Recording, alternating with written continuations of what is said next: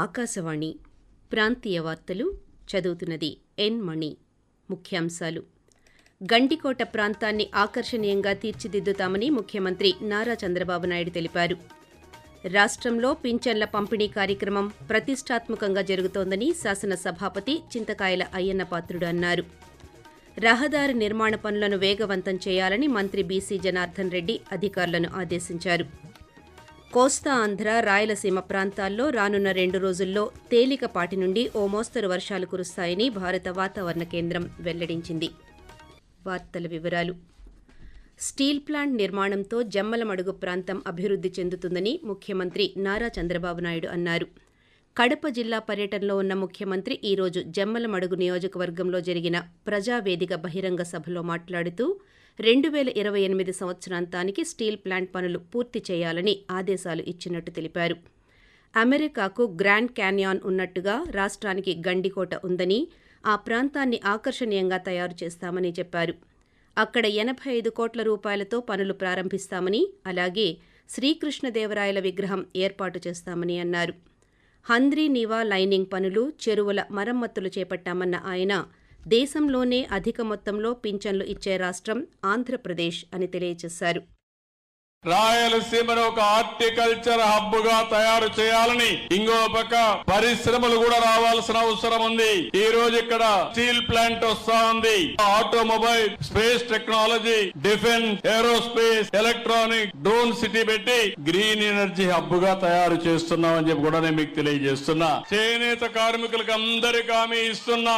ఏదైతే power looms కి 500 యూనిట్లు ఉచితంగా ఇస్తున్నాం, హ్యాండ్లూమ్ కి 200 యూనిట్లు ఉచితంగా ఇస్తున్నాం. 7వ తారీఖు నుంచి అమల్లోకి వస్తుందని మరొకసారి మీ అందరికీ హామీ ఇస్తున్నా. రాష్ట్రంలో పింఛన్ల పంపిణీ కార్యక్రమం ప్రతిష్టాత్మకంగా జరుగుతోందని శాసనసభ సభాపతి చింతకాయల అయ్యన్నపాత్రుడు అన్నారు. ఈరోజు ఆయన అనకాపల్లి జిల్లా నాతవరం మండలం గునుపూడి గ్రామంలో జరిగిన పింఛన్ పంపిణీ కార్యక్రమంలో పాల్గొని పలువురు లబ్ధిదారులకు పింఛన్లు అందజేశారు. అనంతరం జరిగిన సభలో సభాపతి మాట్లాడుతూ రాష్ట్ర వ్యాప్తంగా 14,000 పంచాయతీల్లో పింఛన్లు పంపిణీ జరుగుతున్నాయని అన్నారు. ఈ నెలలో మొత్తం 64 లక్షల మందికి పింఛన్లు అందజేస్తున్నామని, దీనికి గాను ప్రభుత్వం 2,750 కోట్ల రూపాయలు ఖర్చు చేస్తోందని అన్నారు.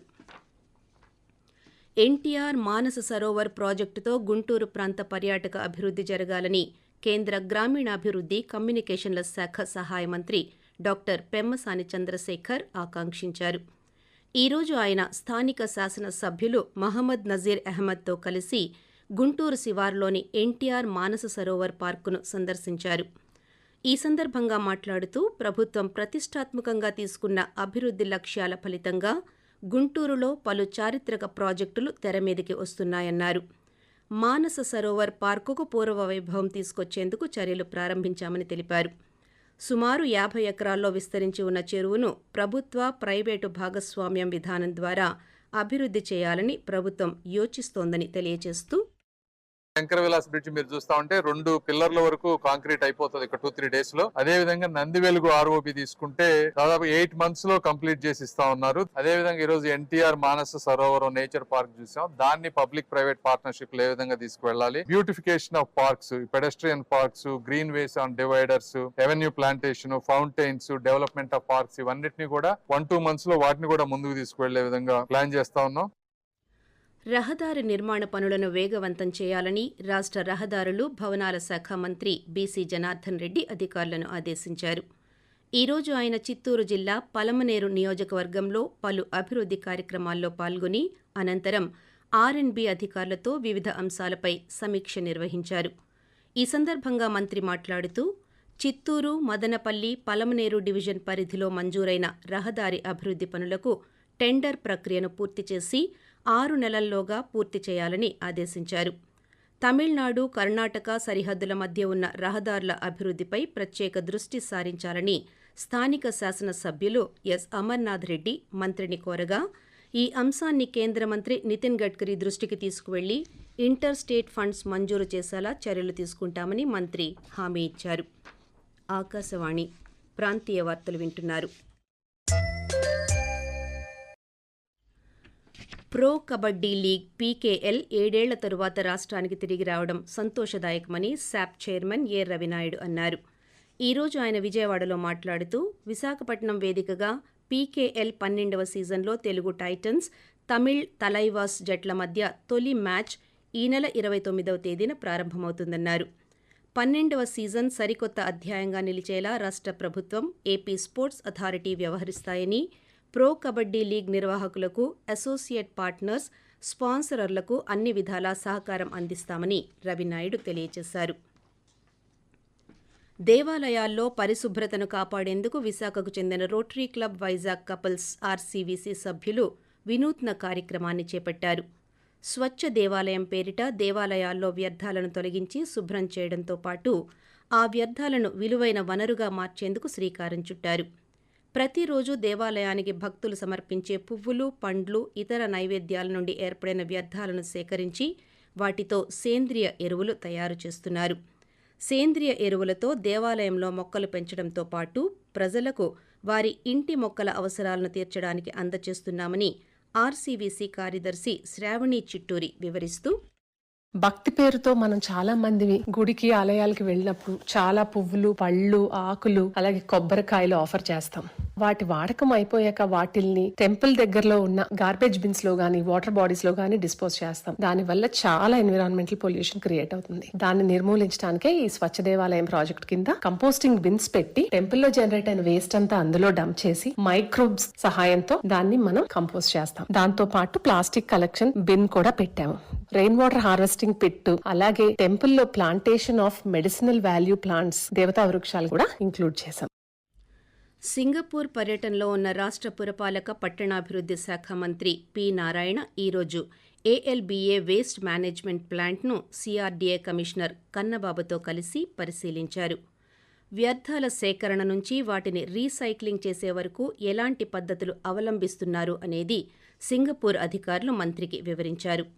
సింగపూర్లో అనుసరిస్తున్న విధానాలను రాష్ట్రంలో కొన్ని చోట్ల అమలు చేస్తే ఎలా ఉంటుందనే దానిపై అక్కడి అధికారులతో మంత్రి చర్చించారు. కాగా మంత్రి ఈ మధ్యాహ్నం సింగపూర్ పోలీస్ ఫోర్స్ ప్రధాన కార్యాలయాన్ని సందర్శించారు.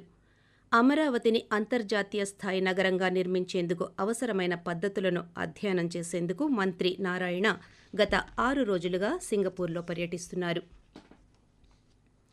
సింగిల్ యూజ్ ప్లాస్టిక్ రహిత సచివాలయంగా రాష్ట్ర సచివాలయాన్ని ఈ నెల 15వ తేదీ నాటికి తీర్చిదిద్దాలని పురపాలక పట్టణాభివృద్ధి శాఖ principal secretary S. Suresh Kumar అధికారులను ఆదేశించారు.